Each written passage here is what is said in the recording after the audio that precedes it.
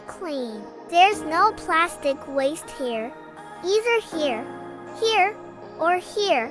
I'm curious about how it can be as clean as this. Let's take a look. This time we are at one of the Adiwiyata schools in the Bawean Islands, guys. Even though it is located on the island, this school can become an advanced school competing against big schools on the plains there. Yup, that's right. This time we are at SDIT Al Huda. SDIT Al Huda is one of the Adiwiyata schools in Gresik Regency, which is located on the islands, which has limited infrastructure. This school has participated in several international level competitions, and in most of the competitions it has participated in, it has won gold medals and competed with several existing countries. Not only that, even though it is on the islands, it can be said that the existing infrastructure does not meet standards, but the management at this school is said to be very good, because the process involves students being directly involved in activities to get real learning. As for waste management, it is divided into organic and inorganic waste management.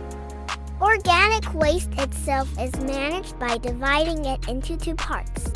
The first is made into compost through the biopore process at the school, where biopores are provided in several places so that if there is organic waste from students or from the canteen itself, it can be thrown directly into this biopore, which will later be managed again into fertilizer and made to fertilize existing plants and vegetables, which will later be used back in the school canteen. The second process of this organic waste will also be managed in eco-enzyme, which here will be converted into two things, namely into soap and into eco-enzyme liquid to fertilize the soil in the school area. In this process, something called eco-kits was formed, where these eco-kits will be involved in managing existing waste in order to learn and increase knowledge about natural cleanliness and how to manage existing waste. And of course, this is all still under the supervision of teachers at SDIT Al Huda.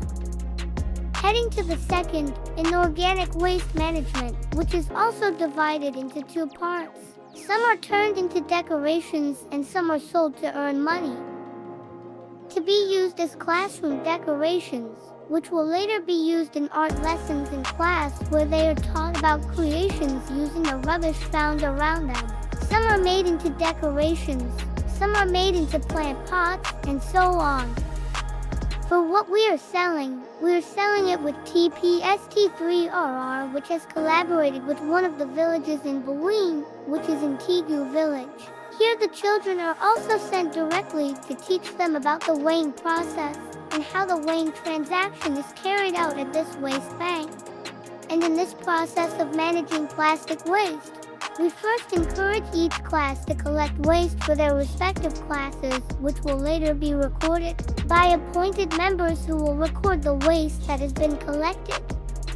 Later, after it has been recorded, the plastic waste will be taken and weighed at TPST3RR Gunning Tigu, which will later be weighed at the waste bank, and the results of the weighing will be given to each class, which will be managed by each class.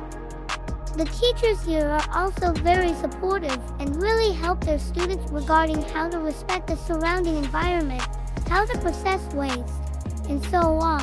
If there are students who experience difficulties, the teacher will immediately help them. And with a good waste management program, at least our school can reduce plastic, organic, and inorganic waste. And with this program, we can teach or educate our students about the importance of protecting the environment from the accumulation of rubbish in the surrounding environment, and also Provi. This is SDIT Al Huda Bawean.